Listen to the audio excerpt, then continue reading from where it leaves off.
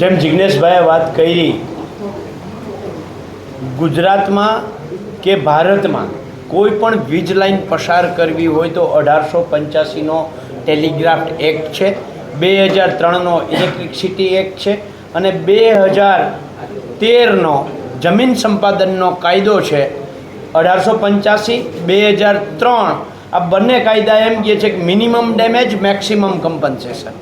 2013નો જમીન સંપાદનનો કાયદો એમ કહે છે કે માર્કેટ ભાવનું 4 ગણું ખેડૂતોને વળતર આપો.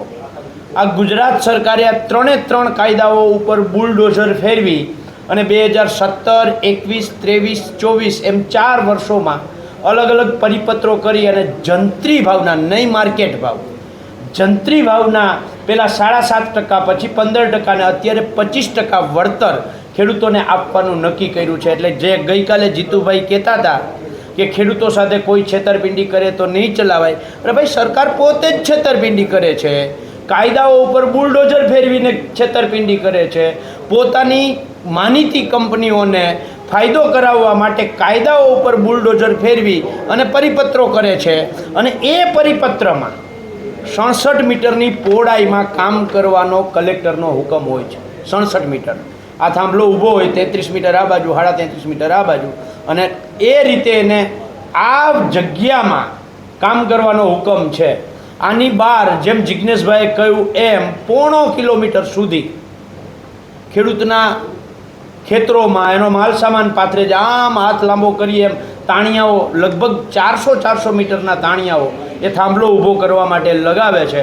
તો આ 67 મીટરની બહાર જે 350 મીટર ઉપયોગ કરે છે એમાં નથી ખેડૂત પાસેથી વપરાશી હક લેતા, નથી ખેડૂતને એ જમીન ભાડા કરારથી લેતા. અને આશ્ચર્ય અને દુઃખની વાત એ છે કે જે 67 મીટરના કોરિડોરને અમે ખેડૂતો માન્ય રાખીએ છીએ, પરિપત્ર મુજબ છે તેમ છતાંય માન્ય રાખીએ, તો એ 67 મીટરનો અમલ એસપીએ કરાવવાનો હોય છે, કલેક્ટરે કરાવવાનો હોય, પોલીસ પ્રશાસને કરાવવાનો હોય. આ 67 મીટરની બહાર 1 ફૂટ એ પગ મૂકે તો અહીંયા ખેડૂતનો અબાધિત અધિકાર છે કે એ પગ મૂકવા દેવાના કેટલા રૂપિયા લેવા. એની જગ્યાએ આ ખેતર તો છોડો, આસપાસના 5 ખેતરમાં ખેડૂતોને અંદર ઘૂસવા નથી દેતા. જે ખેતરનો હુકમ છે એના સિવાય ગઈકાલે અમે જે કોંઢ ગામમાં ગયા હતા, કોંઢ ગામનું સર્વે નંબર 262, જેનો કોઈ હુકમ નથી, જેને કોઈ નોટિસ નથી, પણ તેમ છતાંય એ ખેડૂતના ખેતરમાં પોલીસે દાદાગીરી કરી અને ત્યાં ખેતરમાં તાણિયા ખોડાવડાવ્યા. અમે ગઈકાલે બંધ કરાવડાવ્યા. તમે બધાએ જોયું છે કોંઢ ગામની અંદર જે ઓલું તાડું તોડ્યું છે ડેલાનું, એ ખેતરમાં નથી તાર આવતો કે નથી તાણિયો આવતો, પણ તેમ છતાંય એ ખેતરને દાદાગીરીથી પોલીસ પોતે તાળા તોડે છે. અને જ્યારે ગુજરાત પોલીસ, જેનું રક્ષણ છે તાળા તોડનારને કાયદા મુજબ જેલમાં નાખવાનું, એ જ પોલીસ પોતે તાળા તોડવા આવે તો અમારે ફરિયાદ કોને કરવા જાવી? જીતુભાઈ એમ કહે છે કે નંબર આપીએ છીએ એમાં ફોન કરજો. જીતુભાઈ વિડીયો તમને નથી દેખાતા? લ્યો ઉઠાવો, નાખો સુરેન્દ્રનગર એસપીને જેલમાં, નાખો સુરેન્દ્રનગર કલેક્ટરને જેલમાં. એ કાયદા મુજબ ખેડૂતો સાથે છેતરપિંડી કરી છે તાકાત તમારામાં જીતુભાઈ, તો એમને નાખો. આ બીજો એક દાખલો તમને આપું. તમે દ્વારકાના લાલુકા ગામમાં, ફોર્ટ ગામમાં જે ખેડૂતનું ગળું દબાયું હતું એ તમે બધાએ વિડીયો મીડિયાએ ચલાવ્યો છે. એમાં આરટીઆઈમાં જવાબ આવ્યો છે કે આ ખેડૂતના ખેતરમાં કોઈ નોટિસ નથી, કલેક્ટરનો કોઈ હુકમ નથી. તો હુકમ નથી, કોઈ નોટિસ નથી, તો અહીંયા પોલીસ પ્રોટેક્શન કેવી રીતે મળ્યું? જો પોલીસ પ્રોટેક્શન નથી આવ્યું અને પોલીસ એમનેમ ગઈ છે, એનો અર્થ એવો કે કંપનીએ પોલીસને ગુંડા તરીકે ભાડે લઈને ગઈ છે અને પોલીસે ગુંડાનું કામ કર્યું છે, કંપનીઓના ગુંડાનું કામ. આ પોલીસે કંપનીઓની સોપારી લીધી છે કે અહીંયા અમે થાંભલો ખોડાવવામાં તમને મદદ કરશું. આ લીગલી જવાબ છે, આરટીઆઈમાં જવાબ છે કે હુકમ નથી, નોટિસ નથી, તો પોલીસ પ્રોટેક્શન કેવી રીતે મળે? આ લાલુકા એકની વાત નથી, આ કોંઢ એકની વાત નથી, આ સાપકડા એકની વાત નથી, આ જેતપર એકની વાત નથી, આ વાંઢિયા કે લોડાઈ એકની વાત નથી.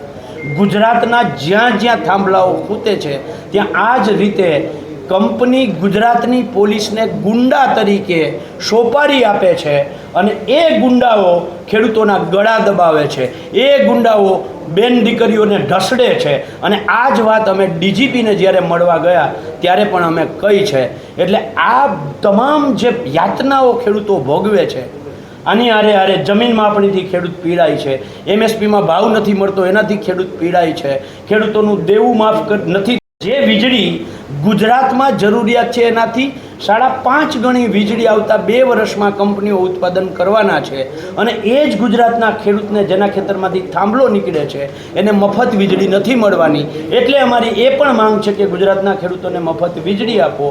આ બધી જ માંગોને લઈ અને કોઈ ખેડૂત દ્વારકાથી, કોઈ કચ્છ, વાવથરાદ, સાબરકાંઠા, અરવલ્લી, છોટાઉદેપુર, નવસારી, વલસાડ, કોઈ ખેડૂત 12 તારીખે નીકળશે, એટલે કે આજે નીકળશે ટ્રેક્ટર લઈને, કોઈ ખેડૂત 13 તારીખે, જેટલું અંતર છે ગાંધીનગર એ પ્રમાણે ધીરે ધીરે હાલતા થઈ અને 15 તારીખે સવારે 10 વાગે અમદાવાદના શાંતિપુરા સર્કલ ખાતે એકઠા થઈ અને ત્યાંથી ગાંધીનગર અમે સરકારને એક અલ્ટિમેટમ આપવા જઈએ છીએ. ખેડૂતોની જમીન માપણી રદ કરો, ખેડૂતોના દેવા માફ કરો, એમએસપીનો દૂધમાં અને ખેત પેદાશમાં એમએસપીનો કાયદો બનાવો, નકલી ડુપ્લિકેટ દવા, ખાતર, બિયારણ ઉપર પ્રતિબંધ મૂકો. અને ખાસ જે આ વીજ લાઈનોનો પ્રશ્ન છે એમાં સરકારને અમે જીતી નથી, અમે સરકારને 3 ઓપ્શન આપવા માગીએ છીએ. મારી વાત હું ખાલી આ વીજ લાઈનોવાળું કહી દઉં. 3 ઓપ્શન વીજ લાઈનમાં: એક, 2013ના કાયદા મુજબ તમે માર્કેટ ભાવનું 4 ગણું વળતર આપો, અથવા જેવી રીતે મોબાઈલ ટાવરવાળા કે ઓએનજીસી ખેડૂતના ખેતરમાં ખાડો કરે છે તો જે ભાડું આપે છે એમ તમે માસિક ભાડું થાંભલાનું 50,000 આપો, અથવા તો તમે ખેડૂતને વન ટાઈમ સેટલમેન્ટમાં એક થાંભલા દીઠ 2 કરોડ વળતર આપી દો. આ માંગો સાથે અમે ગાંધીનગર અલ્ટિમેટમ આપવા સરકારને 15 તારીખે જવાના છીએ. ઘણા સમયથી આ તો નિરંતર ચાલતી પ્રક્રિયા છે કે ખેડૂતના ખેતરમાં વીજ પોલ નાખવાનું કામ ચાલતું હોય, અચાનક જ કેમ આટલો બધો જે વિરોધ છે થવાનું શરૂઆત થઈ ગઈ અને શું એમાં મુશ્કેલી પડી રહી છે? જો આ અચાનક નથી, છેલ્લા 2017-18થી અમે સતત લડીએ છીએ. એટલે તો 7% વાળી જંત્રીનો દર જે હતો એ 15% થયો, એના 25% લડવાના કારણે થયા. નંબર 2, વચ્ચે સ્થાનિક સ્વરાજ્યની ચૂંટણી આવી એની પહેલાં કચ્છ કલેક્ટરને, જામનગર કલેક્ટરને, મોરબી કલેક્ટરને, રાજકોટ કલેક્ટરને, સુરેન્દ્રનગર કલેક્ટરને એ વાંઢિયાનો પ્રશ્ન હોય, લોડાઈનો પ્રશ્ન હોય, રાશનપરનો પ્રશ્ન હોય, અમે લડ્યા છીએ. અગાઉ પણ રસ્તાઓ બ્લોક થયા છે. વચ્ચે સ્થાનિક સ્વરાજ્યની ચૂંટણી આવી એટલે સરકાર સાનમાં સમજી ગઈ, એણે તમામ જગ્યાએ કામ બંધ કરી દીધું અને ચૂંટણી પૈતી અને તરત ફરીથી પાછું એ જે તાકાતથી સરકારે અત્યારે કામ ચાલુ કંપનીઓને ગુંડાઓ ભાડે આપવાનું કર્યું છે, એટલે આક્રોશ છે. એટલે અમે ખેડૂતોની વચ્ચે ગયા છીએ અને ખેડૂતોએ સામેથી કહ્યું છે કે હવે બસ થયું, હવે ગાંધીનગર જ જવું પડે. હારે અમારી ટીમ સ્થાનિક સ્વરાજ્યની ચૂંટણી પહેલાં કિસાન સંઘર્ષ સમિતિ અને કિસાન કોંગ્રેસે સાથે મળી અને ખેડૂતના 200 દીકરાઓને 2 દિવસનો સેમિનાર કરાવડાવ્યો હતો. અમે આ જ વીજ લાઈનોના પ્રશ્નોને લઈને હારે વકીલોની ટીમ, આનંદભાઈ યાજ્ઞિક હોય, અમારે જયેશભાઈ પટેલ છે, આખી ટીમ સુપ્રીમ કોર્ટ અને હાઈકોર્ટમાં આ જે 16(1)ની કલમ છે એ અને ઇલેક્ટ્રિસિટી એક્ટની કલમ 64 જેના આધારે આને સત્તાઓ મળે છે અને જે ખોટું કરે છે અને જે જાહેરનામામાં ખેડૂતના સર્વે નંબર વાઇઝ જાહેરનામાની જગ્યાએ આખા ગામનું જાહેરનામું આપે છે, આ બાબતોને લઈને આવનારા દિવસોમાં આખું ડ્રાફ્ટ તૈયાર થાય છે. એટલે અમે જમીન ઉપર લડાઈ લડવાના છીએ અને નામદાર ગુજરાત હાઈકોર્ટ અને સુપ્રીમ હાઈકોર્ટમાં પણ પડકારવાના છીએ.